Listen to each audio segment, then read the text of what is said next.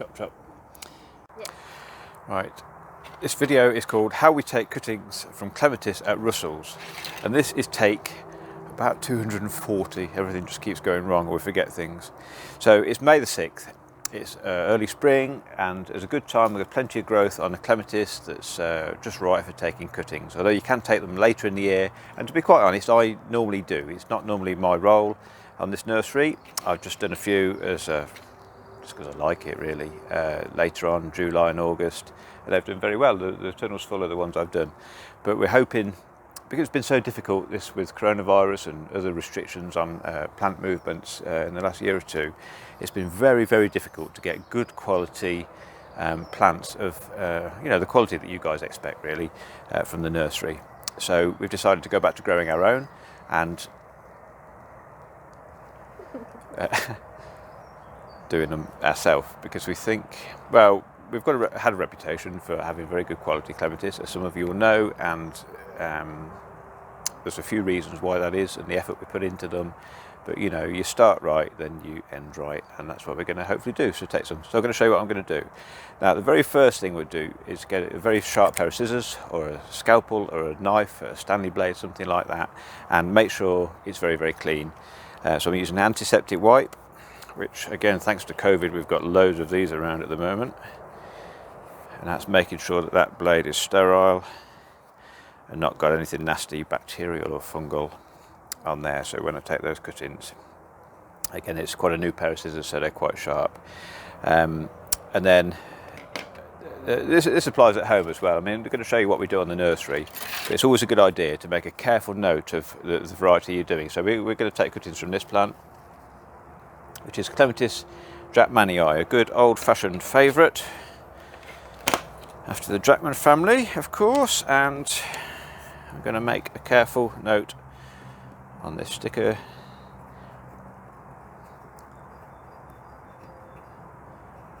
Drakmanii.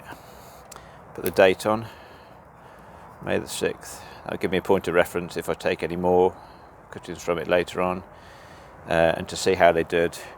It's not. So we're on again. There's a bit of a jump in the video there where the phone rang. I've turned that off. It's driving me insane. What did we say? Where did we get to? May the 6th. Oh yeah. We're not gambling doing this, don't gamble. But you never know if they're going to work or not. And so having a point of reference, like writing the date on, will just, maybe I took them too early, maybe I took them too late. And having that, I can go back and have a look at the things. You probably don't want to do that when you do them at home. So, Clematis Drakmanii. Now then, sharp scissors. And let's have a look at this plant here. Shall I lift it up onto the table? Then we can see what we're doing carefully. Oops. Right. These have been in the polytunnel here, so the growth is probably lusher than what you would expect to see in the garden at the moment. In fact, really, it's like a triffid. Look at this.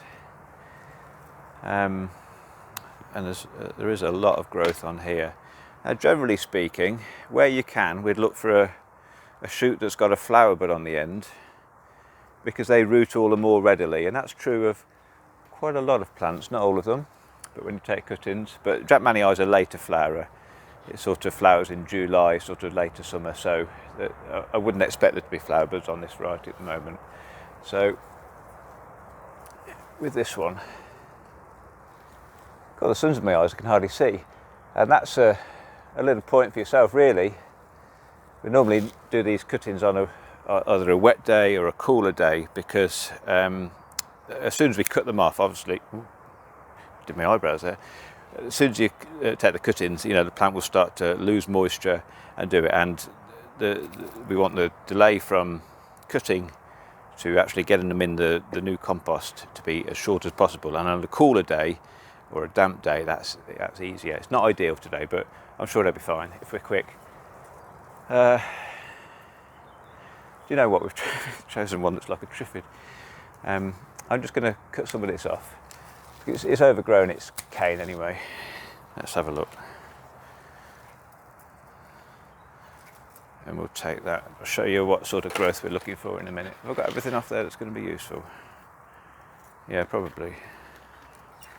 Let's just drop that down. Okay, good. Now then, when you take your clematis cuttings, it's a good idea to leave the ends on. And by that I mean the growing shoots. They're no good for cutting purposes, it's far too soft. But it will help you, unless your eyes are brilliant, it will help you to know which way round the cutting goes. And that might sound silly, but you know, sometimes the leaves on clematis turn over.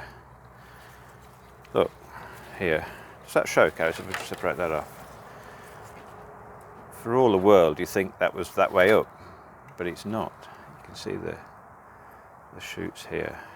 And if I planted that upside down, it wouldn't be any good. So it's useful to work your way back down. When we separate these in a moment, we'll do that. Now we've got 2 Dratmanii plants. I wouldn't normally go and grab a whole bunch of that triffid like that. I'd be looking for individual growth, but Dratmanii is a very vigorous, very sturdy. It's a great clematis basically, and it does really well. So I'm going to cut this one just above this node here, like that, and what that will do, when, can you see there? That will actually just encourage this to shoot, might shoot twice from there. Then I've got this nice growth. So I'm going to keep the ends on, and we're looking, because with these we do internodal cuttings, which means this is a node here along the stem, and we're going to cut these on 2 or 3 shoots on this nice, fresh, not too soggy and flappy like on the tips. That's no good. That's no good. But when it starts to just to harden up a little bit, then that's the way we've been shown to do them. In actual fact, quite often you can get away with all sorts of different types from that, but I'll show you what I've been taught, the way I've been shown, and then there's probably 100 ways to take clematis cuttings, and this is just the way we do it, so it works for us.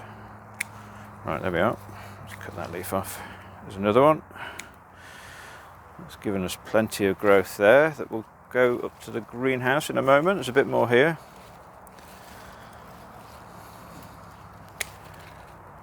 Should get quite a lot out of this one. And the more we take, obviously, the more chance of success there will be. On these, they won't all survive, I'm sure, but hopefully a good percentage will, and then that will give us lots of new plants ready for next season. So that's taking the material off of the plant. Now you can do that in your garden. Say if you can bear to take off the bits that have got a flower growth on. Let's give another example, Karis. There's one over here. Look, you know, the clematis buds on like those. These would make great cuttings here. And having that flower bud on the end is encouraging. It's the right sort of growth, but it's not vital. We'll just do it where we can. So we're going to come back and do all of these later, but for now let's go and do these Dratmanii cuttings before they dry out. Okay, we'll pause that for a minute. Okay, so here we are in the greenhouse now, getting ready to turn these long shoots into small cuttings, internodal cuttings that will hopefully go on to grow. Again, I'm just going to sterilise the scissors. Sometimes use a Stanley knife blade or a scalpel, but scissors are so much easier, and they work very well for that. Okay, so what we've got pre-prepared are these Jiffy plugs, which we like to use because it makes, we put the cutting in there, we put them into these trays. Got individual plants. If some fail, we can throw them away. It's easy. Haven't got to be picking some out of trays of compost. If you're doing them at home, you'll probably use either a seed tray full of compost and sand mixed. You just need a very, very basic seed and cutting compost. No food in it, and or you could use pots and put a couple in, 2 or 3 in there. For us individually, we like these Jiffy plugs. you know, they start as a little disc and you put them in water and they swell up. They're very satisfying. You're getting dripped on there. Just come a little bit closer or go further away, but the hanging baskets are dripping on the camera. So these are good. Jiffy 7s, I think they call that one. Anyway, right, here's the growth we cut off. And you remember what we said about leaving the ends on, so we know which way round this is growing. Because if I gave you just that bit, you say, oh yeah, that's the way it grows. It looks like it, doesn't it? The leaves are facing that way, and that's the way it looks like it is, but that's upside down. It's just something that clematis sometimes do. And if you put that, if we put the cutting in upside down, it's just going to rot away.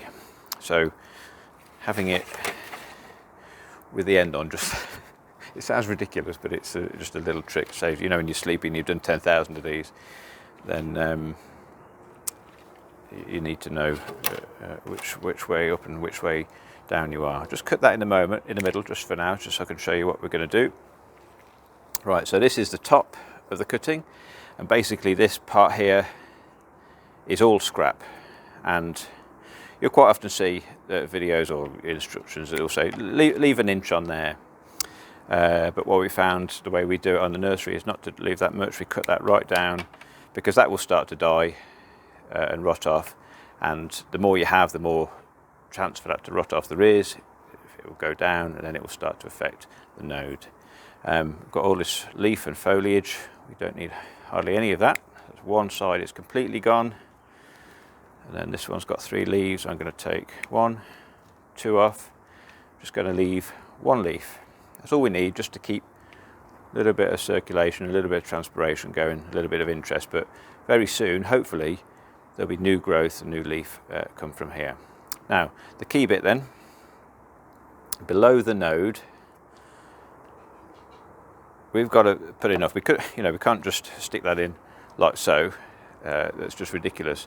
We need the roots to come along here. It will callus up, and then the roots will develop here. So, and they've got to fit into those jiffies. So what we do is give about 2.5 centimetres, or an inch on there, and that will go into the thing. Now we use a proper hormone rooting powder, which I'm pretty sure you can't buy on the over the counter, as it were, anymore. Oh, let's just put the name in so we don't forget this. I'm just going to shove it into this one thing. Clematis jackmanii. That's not going to fall out. That goes in the tray. Yeah, I don't know, on the hormone rooting powder, I don't think there's a retail product that has it in. The typical rooting powder that you see on the shelf is just more or less a fungicide, I suppose, or something to keep it clean. Am I saying don't use it? It's up to you. Does it make any difference? Well, maybe do some without and some with and see what you think. Again, taking the top off there, taking 1, 2 of the leaves off. Sometimes this might be a massive leaf, you know, some clematis do have like big leaves on. Look, there's a great big one here. And if you think, well, it's still a lot of leaf area, you could even cut them in half like that. I could do it on there. That's going to be okay. It will still take. Again, leave about an inch into there, into the jiffy. Now, how deep do you go? You don't want it sticking up like that. You just go down till it just rests on the top of the compost within the jiffy plug there. That's about right. If you're putting them in the pot, let's just do a pot one. If we did them like this, we'd have acres of pots all over the nursery and not get anything else done, but I'll do it just because that's probably the way you're going to do it at home. So home, you probably leave a little bit more like that. You would take one of those leaves off, take off all but one, and then you probably could leave it a little bit longer at home. If you've got some hormone powder, or if you've got rooting powder of any kind that you feel like using, do that. Probably use a dibber to make a hole and just put that in Again, we've gone a bit deep there, look. Just down, so it just rests on the surface of the compost. On there. Still not doing that one, are we? We're putting them in the thing. So it's a very similar thing. We like the Jiffy, as I say, it just makes it easier. We're going to be doing several hundred, well, thousands actually, of these cut-ins on there, and other climbers and things at this time of year. So having, you know, we can fit 66 cut-ins in there. It's just good use of space, especially as they go from here. Let's just do a few more. As they go from here, they're going to go then onto a heat bench to keep the cows. Could you open that door, please, before it gets too hot in there? Got that on the angle. Don't want to be looking wonky.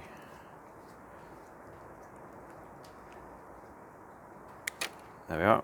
That's that. Some of the leaves off. Choose a leaf to stay, cut the others off. Again, it's nice, flexible growth in there.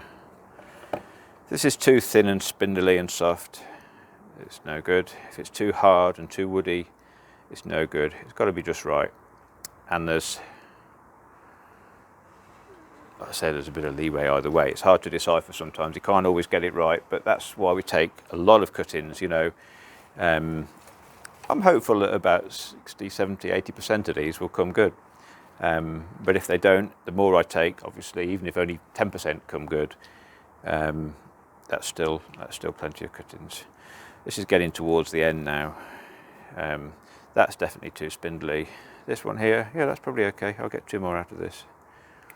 And we'll see when they come through how they fared.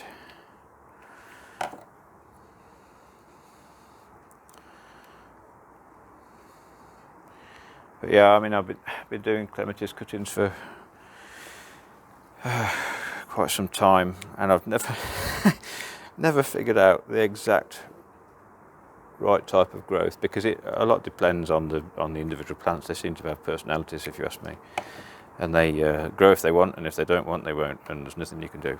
So I know that's not scientific. It just seems to be what they're like to me. Right then, okay, good. I'm going to take the camera from you, Millie, now. We're going to have to come and do these in a moment, but I'm just going to show you. Well, once they're all in the tray like this, we'll fill the tray with as many as we can. I think we're probably going to get 60 cut-ins. Look, I've only cut 2 shoots and there's 6 there already. Where they go from here, labelled up, they're going onto the heat bench, which we keep in a separate area. It's a bit like, this area is a bit like putting a giant bag over the cut-ins, as you might do at home. Keep the moisture levels up. They don't want to sit in wet, soggy, but they do need to be kept moist. Now, these are some that we did earlier in true Blue Peter style. This bench has got heat pad underneath. Look, it's got heated wires through. There's a thermostat in the tray there, and that monitors the temperature. This little magic sensor between those two, looks like eyes, doesn't it? Can you see them? That senses the, well, when that dries out, it will tell this spray system we've got, the misting system, to mist the plants again. And you can probably have a look close on the leaves. They're under constant mist, which keeps them nice and moist. So they're dry, they're warmed from the bottom. The warmth comes up, the mist comes down, and it creates an ideal environment for these cuttings. Let's see if I can manually put the mister on to. Ooh, about clonked myself on the head then. Hang on. Oh my goodness. Right then, I might regret this. If I turn this on, it creates like a fairyland in here. Hang on. There we go. You see the very, very fine mist that goes down. That's it. And we put it on for sort of 6 seconds. at a time. There it goes again, as I've just turned it back on. And what that does, that goes day and night as required. Ooh, I'm glad I saw that. I've got these yellow anti-insect papers just in case any aphids decide to visit. That was dripping down. I'm glad I saw that do that.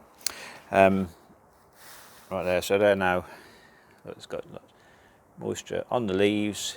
It'll keep those damp and create, hopefully, just the right environment for growing these cuttings into beautiful plants that will then give hours and hours of enjoyment for many, many years to other people that can enjoy the flowers the same way we do. So there we are. I hope that's useful to you. It's probably not quite the same way you do it in the home garden.